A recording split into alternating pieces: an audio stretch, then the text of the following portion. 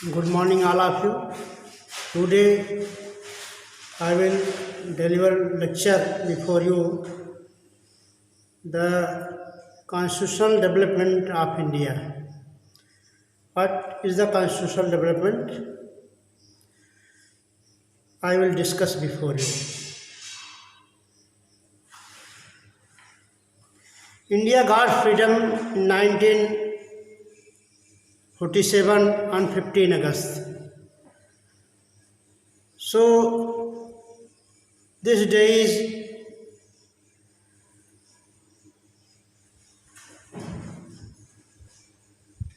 treated as sacred day in the history of India. Bharat 15 अगस्त 1947 को आज़ाद हुआ, इसलिए यह दिन भारत के इतिहास में स्वर्णाक्षरों के रूप में लिखा जाएगा, क्योंकि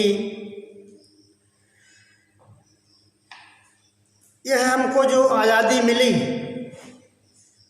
यह हमारे स्वतंत्रता संग्राम सेनानियों के लंबे संघर्ष का परिणाम था। हम विदेशी सत्ता के अधीन थे। विदेशी सत्ता से जो दास्ता थी, हमको दास्ता से मुक्ति मिली। यह कैसे संभव हुआ? यह हमारे स्वतंत्रता संग्राम सेनानियों के लंबे संघर्ष एवं प्रयास का परिणाम था। जब हमको हमारा देश आज़ाद हुआ, तो हमारे समक्ष प्रमुख बात यह थी कि हम अपने प्रशासन का कार्य किस ढंग से करेंगे। प्रशासन के कार्य को सुचारू रूप से संचालित करने के लिए एक ऐसे दस्तावेज की ज़रूरत थी जिससे कि हमारे शासन का कार्य सुचारू रूप से संचालित हो। तो हमारा भारत का संविधान हमारे संविधान निर्मात्री सभा द्वारा उनके अथक प्रयासों का परिणाम था कि हमारा संविधान इस रूप में अस्तित्व में आया, जो कि 26 जनवरी 1950 को हमारा संविधान लागू हुआ। इसलिए दूसरा ऐतिहासिक महत्वपूर्ण दिन 26 जनवरी 1950 को माना जाता है, क्योंकि India got freedom on 15 August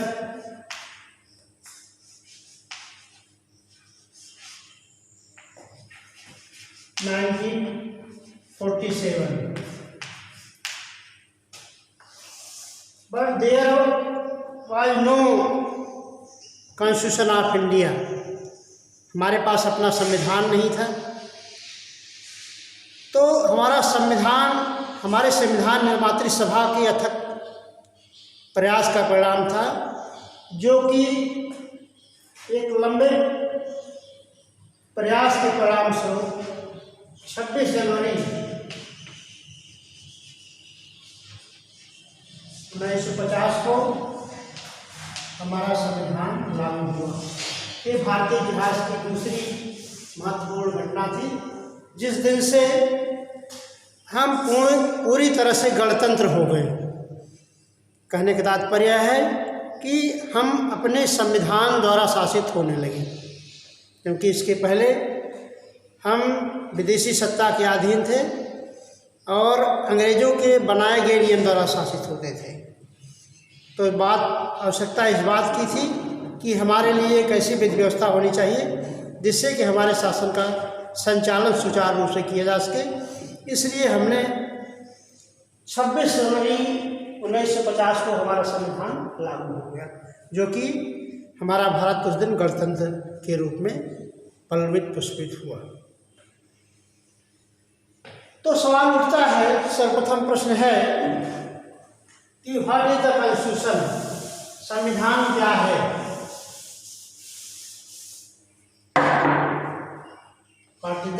constitution. संविधान क्या है? संविधान एक ऐसा पवित्र दस्तावेज है जिसकी अपनी एक विशेषता है, जो कि सरकार के प्रमुख अंगों कार्यपालिका, विधायिका, न्यायपालिका एवं उनके प्रमुख कार्यों को विनिर्दिष्ट करती है तथा उन कार्यों को सुचारू रूप से संचालित करती है। संविधान हमारे विधि व्यवस्था को संचालित करने का एक महत्वपूर्ण साधन है, जिसके माध्यम से हम अपने देश के नियम कानून को संचालित करते हैं।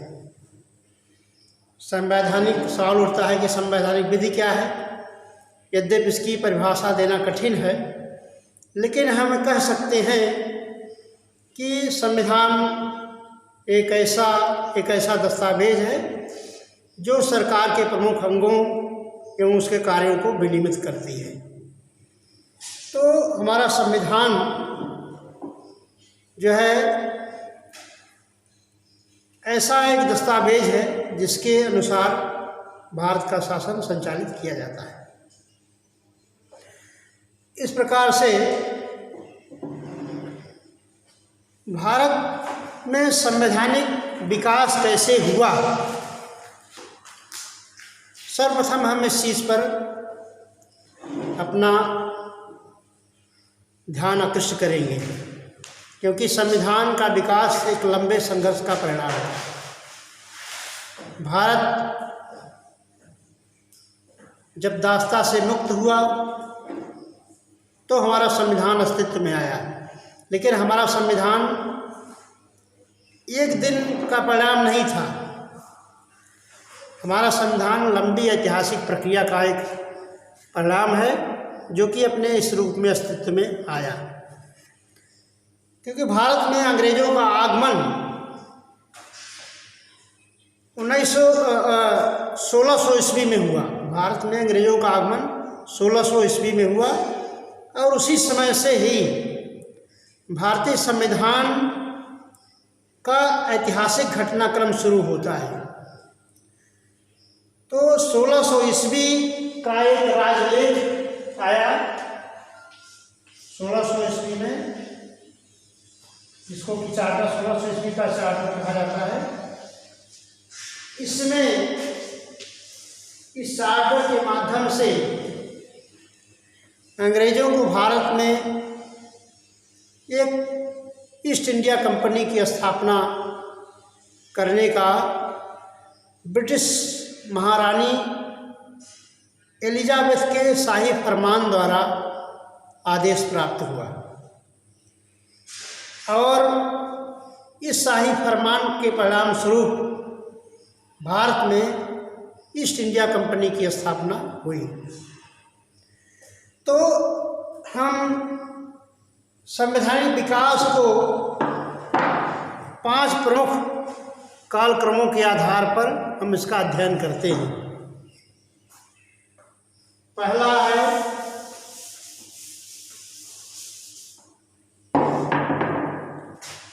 पहला 1600 लेकर के 1765 तक का हम अध्ययन करते हैं, पहला कालखंड। दूसरा है 1765 से लेकर के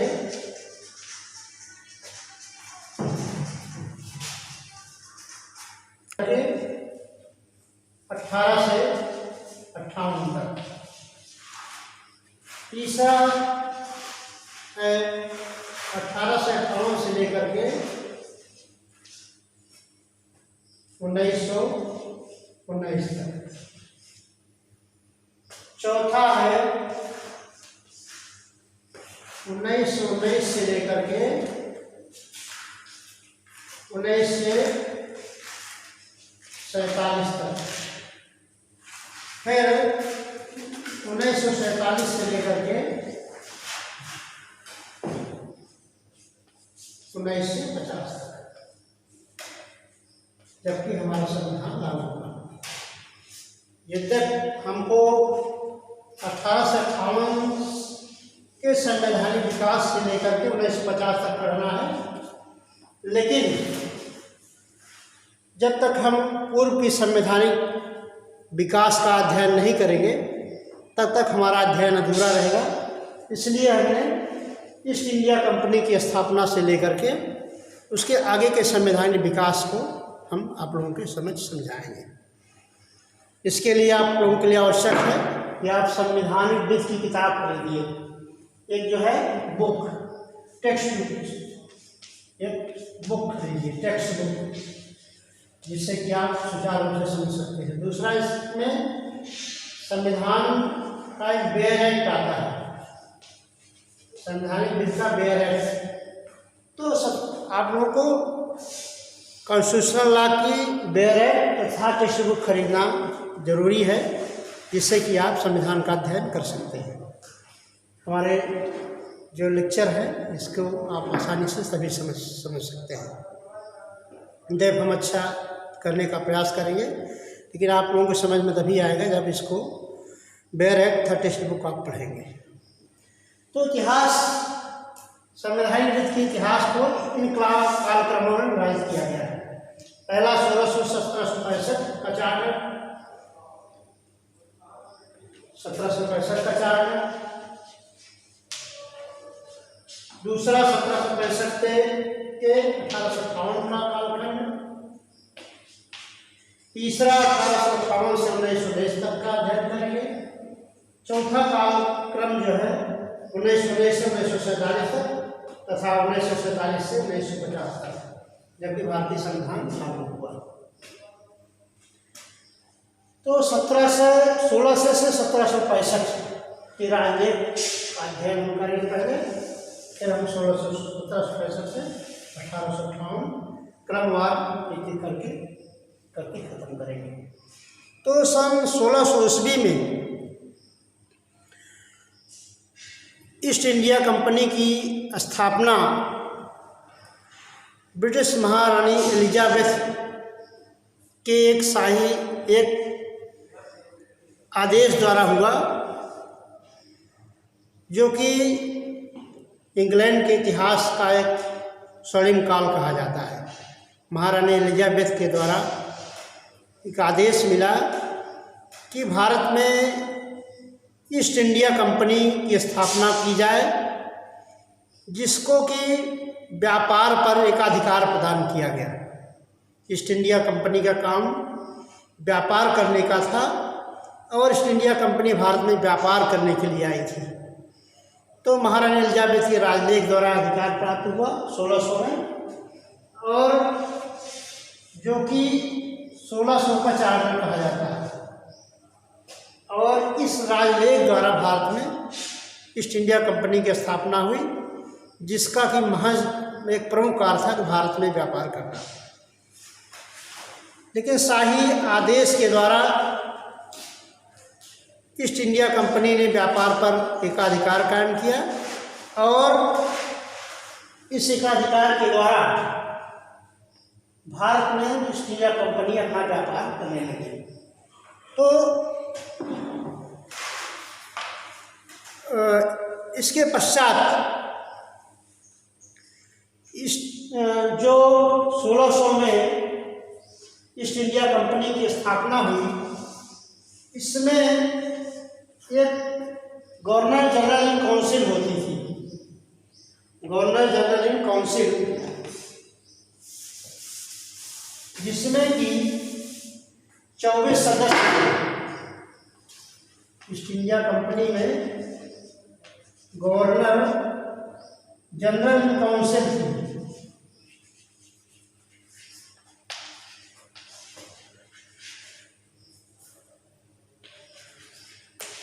इसमें 24 मेंबर्स थे, 24 सदस्यों की एक समिति थी, जो कि व्यापार का कार्य देखती थी। और गवर्नर जनरल काउंसिल को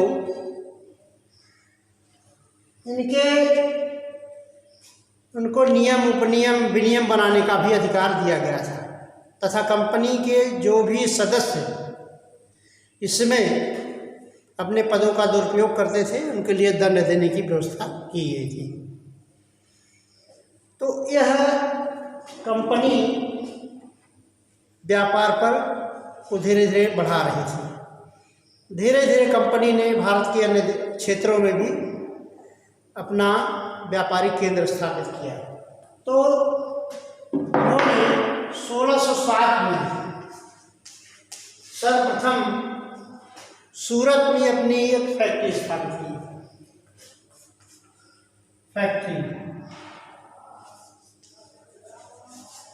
कंपनी का प्रथम कारखाना भारत में 1607 में कहाँ स्थापित हुआ? सूरत में। यह मुगल सम्राट जहांगीर के शासनकाल में ब्रिटिश महारानी एलिजाबेथ का जो शाही फरमान आया था, ब्रिटिश महारानी एलिजाबेथ का जो शाही फरमान आया था, वहाँ से मुगल सम्राट जहांगीर द्वारा भारत में सूरत में पहली कंपनी स्थापना करने की अनुमति प्रदान की गई 1607 में। इसके बाद कंपनी को अन्य स्थानों में भी अपना व्यापारिक केंद्र खोलने की अनुमति प्रदान की गई, जो कि 3 प्रेसिडेंसी नगरों में कलकत्ता,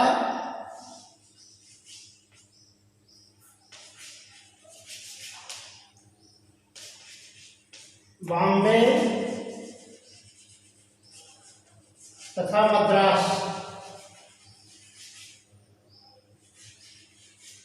इन तीनों प्रेसिडेंसी नगरों में भी व्यापारिक कोठी की स्थापना हुई, व्यापारिक कंपनी की स्थापना हुई। तो अंग्रेज़ों की पहली फैक्ट्री सूरत में स्थापित हुई। इसके पश्चात अंग्रेज़ों ने 3 अन्य जगह कलकत्ता, मुंबई, मद्रास में भी अपनी व्यापारिक प्रतिष्ठानों की स्थापना की। इस प्रकार से 3 प्रेसिडेंसी नगर कहे गए, जिसमें कि अंग्रेज़ों ने अपनी व्यापारिक संस्थानों की स्थापना की और इनमें गवर्नर होते थे। कलकत्ता, बम्बई, मद्रास के जो प्रेसिडेंसी नगर थे, इसमें गवर्नर होते थे जो कि कंपनी के कार्यों को सुचारू रूप से देखते थे।